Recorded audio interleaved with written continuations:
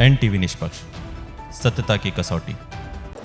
अभी हम बीजेपी कार्यालय में मौजूद हैं। लोकतंत्र का महापर्व आने वाला है, कुछ ही समय बचा हुआ है। ऐसे में जानते हैं कि क्या तैयारियां हैं, क्योंकि समय बहुत ही कम है। बीजेपी कार्यालय में मौजूद हैं और बात करते हैं क्या तैयारियां हैं। सर, अभी देखिए, चुनाव जारी है, नामांकन की प्रक्रिया आज दूसरा चरण पूरा हो जाएगा।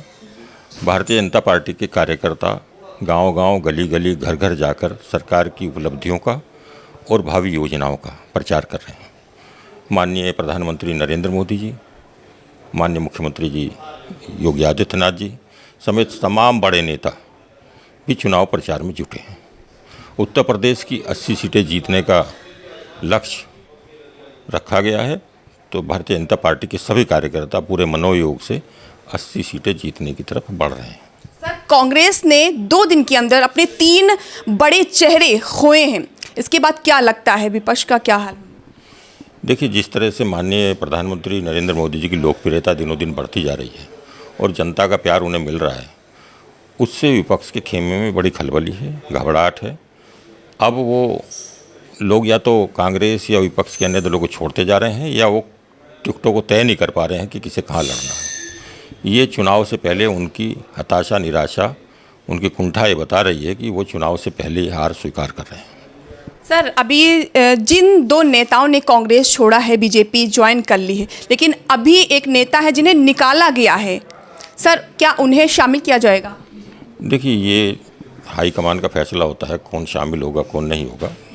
परंतु जो नरेंद्र मोदी जी की नीतियों, भाजपा की नीतियों से समर्थन में आ रहा है, उनको स्वीकार रहा है, उनको मान रहा है, तो निश्चित रूप से उनका स्वागत पार्टी में हो रहा है। सर, अभी देखा जा रहा है ग्रामीण क्षेत्रों में किसान काफ़ी परेशान है और किसानों की मांग है कि सरकार उनके लिए कुछ करे। सरकार फिर से बनती है, सत्ता में फिर से आती है बीजेपी, तो किसान के लिए क्या कर सकती है? देखिए, किसान ही नहीं, प्रत्येक वर्ग के लिए भारतीय जनता पार्टी की डबल इंजन सरकार ने बहुत कुछ किया है, बहुत कुछ किया है। इसलिए 2014 से लेकर अब तक जितने चुनाव हुए हैं, चाहे वो ग्राम पंचायत का चुनाव हो, चाहे नगर निकाय के चुनाव हो, विधानसभा के चुनाव हो, विधान परिषद के चुनाव हो, सभी में जनता का प्यार भारतीय जनता पार्टी को मिला है। और लोकतंत्र में जिसको जनता का प्यार मिलता है, उसी को माना जाता है कि सरकार की नीतियां जनता को समझ आ रही हैं, जनता उनसे संतुष्ट है। और भारतीय जनता पार्टी निश्चित रूप से हर वर्ग का सम्मान कर रही है, हर वर्ग को संरक्षण दे रही है और उनके हितों की पूर्ति कर रही है। सबका साथ, सबका विकास हमारा नारा है, उससे हमें सबका विश्वास भी मिल रहा है। सर, उत्तर प्रदेश में कितनी सीटें निकालने का पूरा? 80 सीटें जीतने का लक्ष्य रखा है। एनडीए 80 सीटें जीतने जा रहा है।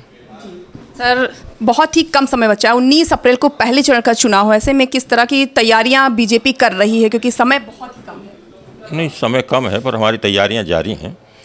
और पार्टियां, जो विपक्ष की पार्टियां हैं, वो अभी प्रत्याशी तय नहीं कर पा रही हैं, जबकि भारतीय जनता पार्टी प्रत्याशी तय भी कर पा रही है और जनता के बीच जा रही है।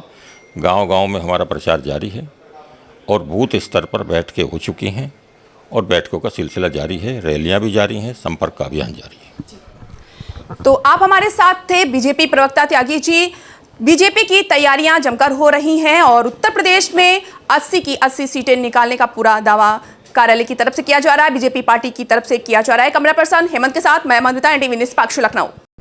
देश विदेश की ताज़ा खबर पाने के लिए हमारे चैनल NTV निष्पक्ष को सब्सक्राइब करें व बेल आइकन दबाना ना भूलें।